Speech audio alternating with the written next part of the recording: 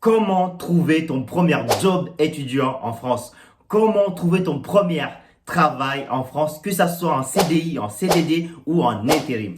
Dans notre vidéo d'aujourd'hui, les gars, je vais vous donner les méthodes, mais surtout les astuces à mettre en place pour trouver ton premier job étudiant. Et bien évidemment, je vais profiter de cette occasion pour vous parler de mon expérience professionnelle parce qu'il faut savoir que pendant mon parcours universitaire, j'ai fait pas mal de jobs étudiants. Eh oui, c'est normal les gars. J'ai fait pas mal de jobs étudiants, que ça soit en tant que caissier ou dans les magasins de chaussures ou tout simplement dans la restauration. J'ai fait pas mal de jobs étudiants.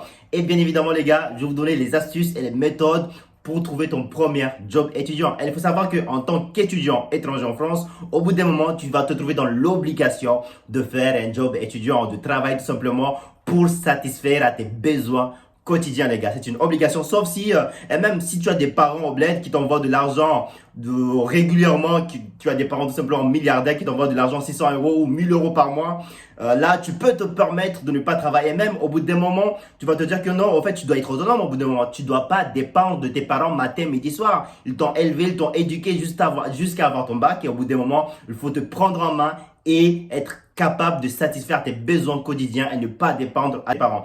Et voilà les gars, dans notre vidéo d'aujourd'hui, je vous donne les astuces et les méthodes à mettre en place pour trouver ton premier job étudiant. Et sans oublier les gars, je vous demande de liker la vidéo, je compte beaucoup sur vous les gars, et de vous abonner en activant la petite code de notification les gars, juste en bas là, afin d'être informé de nos prochaines vidéos qui possèdent du bon contenu comme celle-ci. Sans plus tarder les gars, je vous dis le petit jingle, c'est parti.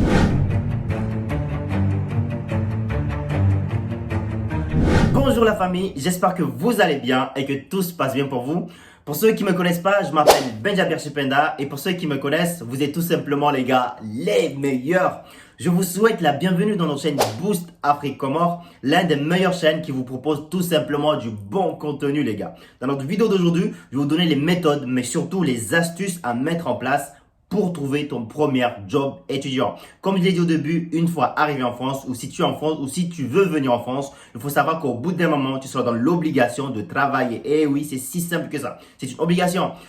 En fait, les événements, les choses vont te ramener, ils vont te pousser à travailler au bout d'un moment. Et même si maintenant, exemple, parce qu'il y a pas mal des étudiants qui sont dans ce cas-là, ils ont des parents en bled qui leur envoient de l'argent ici régulièrement. Mais au bout d'un moment, ces parents-là, ils sont un peu fatigués. Ils n'auront pas les moyens de t'envoyer 1000 euros par mois en France. Au bout d'un moment, toi-même, tu seras dans l'obligation de travailler. Tout simplement, si tu n'as pas des parents qui t'envoient de l'argent ici matin, midi, soir, mais au contraire, c'est à toi d'envoyer de l'argent au bled. Au bout d'un moment, tu seras dans l'obligation de travailler pour subvenir à tes besoins. Il faut savoir qu'une fois arrivé en France, tu vas devoir te payer tes frais d'inscription, tu vas devoir t'acheter ton ticket de transport tout simplement ou te nourrir, avoir de quoi manger. Et il faut savoir aussi que au bout d'un moment, tu seras dans l'obligation de prendre une chambre étudiant. Et tout cela, ça se fait pas avec des dents. Tout cela, ça nécessite de l'argent pour payer tes frais d'inscription, pour payer tout simplement le loyer.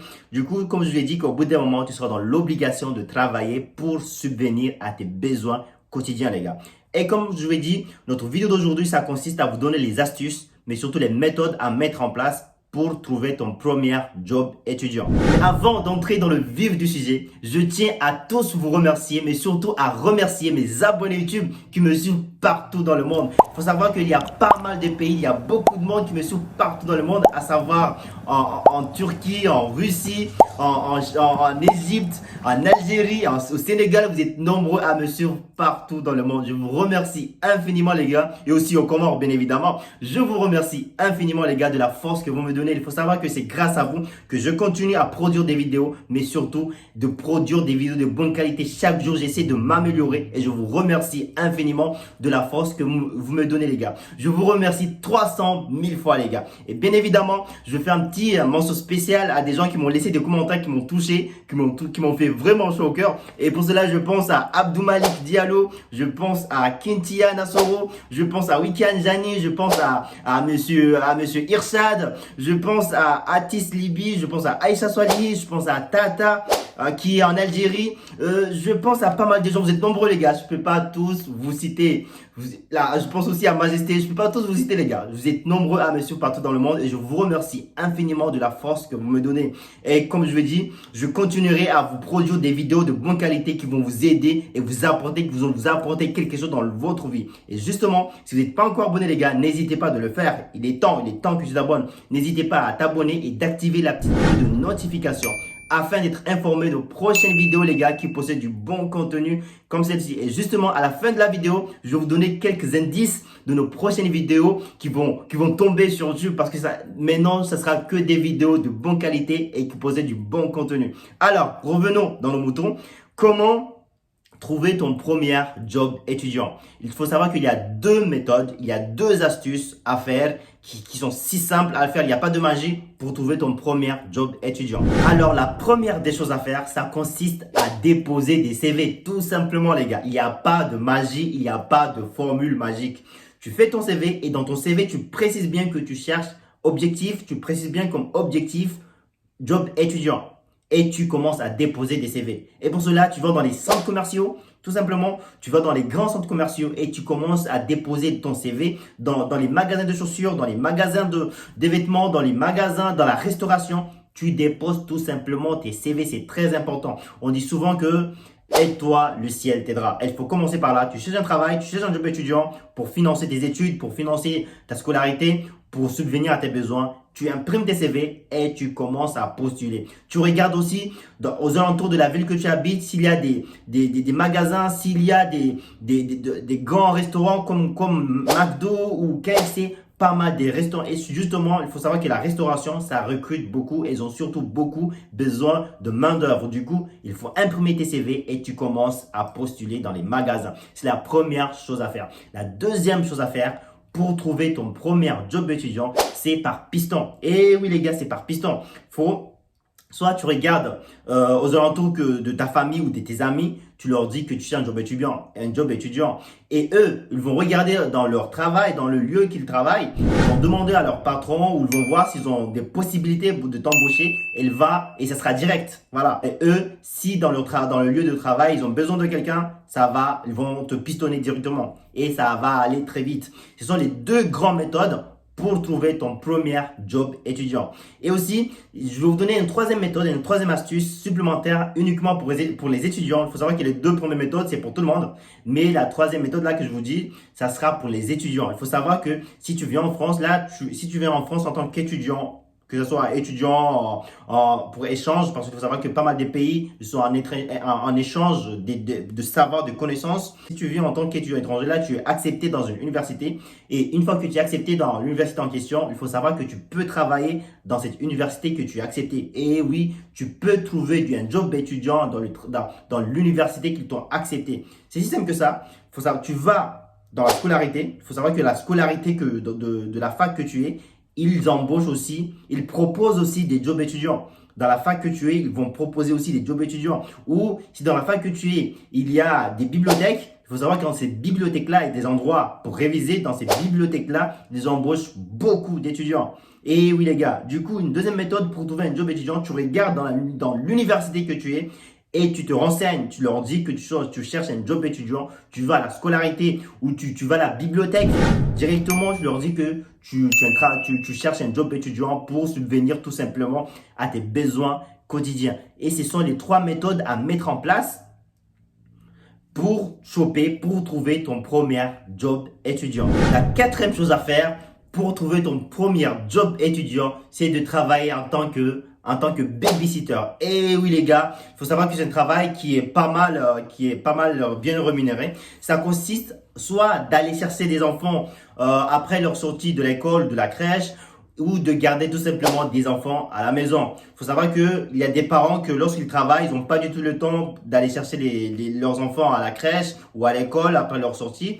Et travailler en tant que babysitter, ça consiste à les récupérer et de les ramener chez eux et de garder en attendant que les parents ils arrivent. Et ça peut être une autre alternative comme un job étudiant pour avoir un petit salaire pour subvenir à tes besoins quotidiens. Et ça, c'est surtout les filles qui ont plus de chances d'être admis, d'être accepté en tant que babysitter, parce qu'il faut savoir qu'une femme, il a plus des capacités de gérer un enfant qu'un gars, tout simplement. C'est simple que ça. C'est pas moi qui le dis, c'est la science. Et voilà, ça a toujours été comme ça. Et voilà, vu que vous êtes là jusqu'à maintenant, je vais profiter pour vous donner un cinquième astuce, cinquième méthode pour trouver ton premier job étudiant. Parce que voilà, le fait que vous êtes là à me regarder jusqu'à maintenant, en espérant que tu t'es déjà abonné, que tu as liké la vidéo, les gars, je compte beaucoup sur vous. Et voilà, je vais vous donner un cinquième astuce pour trouver un job étudiant. Et cela, ça consiste tout simplement à donner des cours de soutien. Et oui, il faut savoir qu'il y a pas mal des élèves qui ont du mal à l'école, que ce soit au lycée ou au collège, ils ont pas mal dans toutes les matières. Du coup, tu peux donner des cours de soutien dans les matières que tu es à l'aise et que tu es fort. C'est si simple que ça. Et pour cela, c'est si simple. Tu prends une feuille, tu écris ton nom, pas forcément ton nom, tu écris ton numéro de téléphone pour qu'il puisse te rejoindre. Tu écris ton numéro de téléphone, la matière que tu veux enseigner et aussi les classes que tu veux donner ces cours de soutien. Tu précises bien que, exemple, tu peux donner des cours de soutien au collège, du 6e jusqu'à, je sais pas, 3e ou lycée. Tu précises bien ton numéro de téléphone pour qu'il puisse te contacter surtout et aussi les matières, tu peux donner des cours de soutien de maths et physique ou, bon, histoire géo et les autres matières. Mais je pense que les matières scientifiques, tu as plus de chances. Il y a beaucoup d'enfants qui ont du mal dans les matières scientifiques que les matières littéraires et ça demande, et beaucoup des parents, ils vont demander des cours de soutien dans les matières. Personnellement, je le pense, hein. Et après, c'est pas une globalité, mais je pense que pas mal des parents, ils peuvent demander des cours de soutien à leurs enfants dans les matières scientifiques. Du coup, si tu es un scientifique, tu auras plus de chances de trouver, de donner des cours, pas forcément les scientifiques, hein. Tu peux donner aussi des cours de soutien dans les langues. Si maintenant tu es fort, par exemple, en anglais, tu peux donner tout simplement des cours de soutien, sachant que l'anglais, pas mal des gens ils ont besoin to speak English if you need to travel in the world. Bref, voilà, tu donnes des cours de soutien soit en anglais ou je sais pas, si tu es fort en chinois, tu peux aussi donner des cours de soutien de chinois ou peu importe la langue que tu es, tu peux donner des cours de soutien. Et pour cela, pour donner des cours de soutien, comme je l'ai dit, il y a une méthode, ça consiste à écrire ton nom et d'aller afficher dans les écoles. Dans les écoles primaires ou dans les collèges, dans les lycées plutôt, tu écris ton nom, pas ton nom, tu écris ton numéro de téléphone et les matières et tu affiches dans les écoles ou dans les bâtiments. Tu vois, dans les bâtiments, là où les gens ils habitent, en bas dans la porte, tu peux afficher à côté. Comme ça, quand les parents vont ouvrir la porte, ils vont voir, ah, Abdul donne des cours de soutien de maths et voici le numéro. Et mon enfant, il a des problèmes en maths. Et voilà, ils vont t'appeler et et aussi ça paye un peu bien. J'ai eu pas mal d'amis qui ont donné des cours de soutien, voilà. Et aussi, pour donner des cours de soutien aussi, ça consiste aussi à t'inscrire tout simplement en ligne. Il y a pas mal des sites qui donnent des cours de soutien. Je ne l'ai pas forcément dans la tête, des cours de soutien, mais je pense que tu peux regarder sur Internet tout simplement. Il y a pas mal des sites qui proposent que tu dois t'inscrire pour donner des cours de soutien. Mais là, bon, normalement, les cours de soutien, ça peut être payé 10 € à l'heure, ou voire même plus. Mais avec les sites, tu vas avoir des réductions dans ton salaire. Mais bon, c'est mieux, mais voilà. En tout cas, voilà, tu peux donner des cours de soutien. Exemple, si tu travailles, en donnant des cours de soutien, tu le fais par semaine. Exemple, tu fais 3 heures par semaine en donnant des cours de soutien, soit de physique, exemple. Et que ces 3 heures-là, chaque heure, tu es payé 20 heures à l'heure. Bah, dis-toi que par semaine, tu vas gagner à peu près 60 € par semaine et par mois, voilà, tu auras un peu de revenus qui vont te permettre de subvenir soit à tes besoins ou à payer ton ticket ou ton loyer, pourquoi pas. Voilà, ce sont les 5 astuces que je voulais partager dans cette vidéo-là pour trouver ton premier job étudiant parce que je sais que c'est pas évident. Et je vais profiter de cette occasion, comme je vous l'ai dit, de vous donner un peu, vous dire un peu mon parcours, la façon que j'ai pu trouver mon premier job étudiant parce que c'est pas évident, c'est un parcours d'un combattant pour choper parce qu'il faut savoir que ton job étudiant, tu n'as pas d'expérience. Et pas mal des gens, ils ont besoin des personnes qui ont de l'expérience, qui ont déjà travaillé. Et vu que toi, tu n'as pas travaillé, en France plus précisément, tu peux avoir un peu du mal à choper ton premier job étudiant. Mais justement, dans ton CV, tu précises bien, bon, il ne faut pas dire que c'est moi qui te l'a dit, ou qui te dit, je sais pas, bref, tu m'as compris. Dans ton CV, même si tu étais au bled et que tu n'as jamais travaillé, tu écris que, je sais pas, tu as un peu travaillé. De toute façon, en étant au bled ou on travaille, en étant en Afrique ou je sais pas, en Italie ou peu importe, tu as un peu travaillé. Bah, c'est possible que tu as travaillé un travail qui n'est pas rémunéré, mais tu as un peu travaillé. Du coup, dans ton CV, tu précises que tu as un peu travaillé. Tu précises que ça, je sais pas, tu as fait du caissier dans un magasin au bled. C'est très important pour que ça solidifie un peu ton CV. Du coup, comme je l'ai dit, les entreprises, elles ont besoin surtout ils privilègent les gens qui ont déjà de l'expérience. Du coup, c'est important de préciser un peu comme quoi tu as eu de l'expérience. Alors, maintenant, je vais vous expliquer un peu mon parcours, là, les différents jobs étudiants et comment j'ai eu mes différents jobs étudiants, même si je vais éviter que la vidéo soit un peu lente. Alors, ça sera aussi l'issue d'une autre vidéo pour bien vous détailler, mais là, je vais aller un peu en bref. Mon premier job étudiant, je l'ai eu en déposant des CV. C'est simple que ça. Je suis allé dans les centres commerciaux, j'ai commencé à déposer des CV. Et là, quand je suis venu en France, j'ai déposé des CV un peu partout.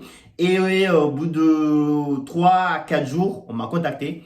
Là, il a une entreprise qui s'appelle la Halle aux chaussures. Je sais pas si vous connaissez. Ils m'ont appelé et je suis parti faire un concours d'abord. Tu imagines un concours pour ranger des chaussures. Bref. En tout cas, c'était sympa leur concours. Bon, du coup, je suis parti faire leur concours là pour accéder en tant que caissier ou travailler tout simplement en tant que personnel pour ranger les chaussures dans le magasin. Parce qu'il faut savoir que les magasins, ils recrutent surtout pendant les périodes des soldes et pendant les périodes des vacances. Parce que pendant les périodes de soldes, les magasins ont besoin beaucoup de personnes pour gérer les magasins parce qu'il y a beaucoup de la clientèle. Du coup, ils ont besoin aussi d'augmenter un peu leur effectif. Et aussi, les magasins, ils ont besoin aussi des personnes, des gens pour travailler dans la période des vacances parce que là, leur personnel, ils partent en vacances et là, ils ont besoin d'embaucher des personnes pour venir le remplacer. Voilà, c'est un peu ça l'astuce au cas où. Du coup, mon premier job étudiant, comme je l'ai dit, j'ai postulé. C'est grâce à un CV que j'ai postulé, que j'ai pris à la Loche Chaussures et j'ai travaillé là-bas en CDD pendant 2 à 3 mois, je me rappelle pas. Et voilà, c'était ça mon premier job étudiant. Et mon deuxième job étudiant, ça a été par piston. C'était aussi mon frère qui s'appelle Oussam. Merci à toi, le grand Oussam. Ça consiste à travailler en tant que l'entreprise s'appelle Action Séjour. Ça consistait à ramener des enfants mineurs, comme on de 18 ans plus précisément, à ramener d'un point A à un point B. Des enfants qui partaient en séjour, en vacances. Du coup, j'allais les récupérer, exemple, à l'aéroport et je les ramenais à la gare. Ou je les récupérais à la gare et je les ramenais à l'aéroport. C'est un peu ça, vice versa. Ça a été ça mon job étudiant, mon deuxième job étudiant. C'était à Action Séjour et ça, c'était par piston. Et mon troisième, c'était un CDD aussi. Et mon troisième job étudiant qui a été aussi un CDI, c'était par piston, par ma soeur qui m'a pistonné directement à Franprix plus précisément. Ça a été mon troisième job étudiant. Non, j'ai aussi travaillé, j'ai pas mal travaillé. Hein. Bref, j'ai aussi travaillé par piston aussi dans la restauration les gars. Eh oui, dans la restauration aussi. J'ai fait peut-être 1 mois, 2 mois là-bas. Ça consistait à servir un peu, bon bref, à la restauration tu serves un peu de tout, hein. De toute façon au bout des moments, musulman ou pas, tu travailles, tu es obligé de travailler, et bref, j'ai servi un peu pas mal de trucs que je vais pas prononcer dans cette vidéo là, bref, en tout cas du coup voilà, et mon cinquième job étudiant qui a été fixe, c'était à Franprix, qui a été un contrat de 20 heures, qui consistait un peu à être stable. Il faut savoir que si tu as une chance d'avoir un CDI en tant qu'étudiant, un job étudiant en CDI, ça te donne une stabilité. Parce qu'une stabilité, ça va te permettre déjà de trouver une chambre étudiant. Si tu cherches une chambre étudiant, parce qu'il faut savoir, un CDI, ça privilège concernant pour payer tes factures et tout. Du coup, si tu as la chance de trouver un CDI, il faut le garder en attendant que voilà, tu finis tes études et que tu rentres vraiment dans le monde du travail. Et voilà, ce sont les astuces que je voulais partager avec vous dans cette vidéo-là. Comment trouver des jobs étudiants. J'espère que la vidéo vous a plu. Et comme je vous ai dit au début de la vidéo, que je vais vous donner des indices de nos prochaines vidéos. Prochaine vidéo, les gars, je pense que je vais faire une vidéo aussi. Que ça consiste comment trouver ton premier stage. Ouais, comment trouver ton premier stage en France, que ça soit si tu es en troisième année ou tu es, c'est pas en licence L1 ou L2. C'est très important de faire un petit stage. Ça va te permettre de faire en sorte que ton CV soit joli. Ça 10 en comorien. On dit 10, hein, on dit ça. Bref, faut un petit stage pour que ça te permet que ton CV soit un peu belle, soit présentable. Pour que demain, si tu cherches un job, tu cherches ton stage de fin d'études, ça sera un peu à l'aise, ça sera un peu facile pour toi. Voilà, comme je l'ai dit, dans nos prochaines vidéos, je vais faire une vidéo sur comment trouver ton premier stage. Et aussi, quoi encore, je vais aussi faire une vidéo, je vais vous donner les 3 choses, les 3 problèmes que les étudiants ils font face en France. Je vais vous donner les 3 choses primordiales qu'il faut essayer de prévoir, il faut essayer de te préparer en avance pour ne pas tomber dans ces problèmes-là, parce que ce sont des problèmes qui vont faire en sorte que tu ne vas pas pouvoir déjà travailler. Pas mal des étudiants ils tombent dans ce problème-là. Je vais vous donner les 3 grands problèmes à éviter si tu es un étudiant. Bref, et voilà, c'est la fin de la vidéo les gars. J'espère que la vidéo vous a plu. J'espère que j'ai pu vous apporter du bon contenu. J'espère encore une fois que la vidéo vous a plu. Si c'est le cas les gars, n'hésitez pas de me laisser en commentaire. Et s'il te plaît, précise-moi dans quel pays tu me follow, dans quel pays tu me suis. Parce qu'il y a pas mal de gens qui précisent leur pays. Et personnellement, ça me booste à faire encore plus de vidéos, à partager mon vécu, mon expérience, mes idées avec vous. Du coup, précise-moi en commentaire dans quel pays tu habites plus précisément, dans quel pays tu me suis. Alors, n'oublie pas de liker la vidéo les gars, de partager. Je pense que pas mal de gens le peuvent. Ça peut être utile de partager la vidéo et de vous abonner en activant la petite cloche de notification afin d'être informé de nos prochaines vidéos les gars qui possèdent du bon contenu comme celle-ci. C'était avec Benjabir Chipenda dans notre chaîne plutôt Boost Afrique. Comment? Je vous dis, prenez bien soin de vous et que la paix soit avec vous. Ciao, ciao les gars.